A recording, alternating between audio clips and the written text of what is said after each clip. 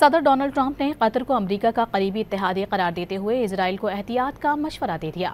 New Jersey میں امریکی صدر نے میڈیا سے گفتگو میں کہا کہ قطر کے ساتھ امریکہ کے خاص تعلقات ہیں، اس سلسلے میں اسرائیل کو بہت محتاط رویہ اختیار کرنا ہوگا۔ اسرائیل حماس کے خلاف اقدامات ضرور کرے، لیکن یہ بھی نہ بھولے کہ قطر امریکہ کا بڑا اہم اتحادی ہے۔ امریکی صدر نے امیر قطر تمیم سے بھی بہترین انسان قرار دیا۔ صدر ڈونلڈ ٹرمپ نے قطر کو امریکہ کا قریبی اتحادی قرار دیتے ہوئے اسرائیل کو احتیاط کا مشورہ دے دیا۔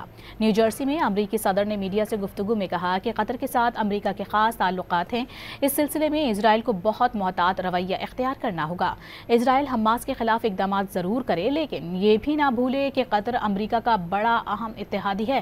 امریکی صدر نے امیر قطر تمیم سے بھی بہترین انسان قرار دیا۔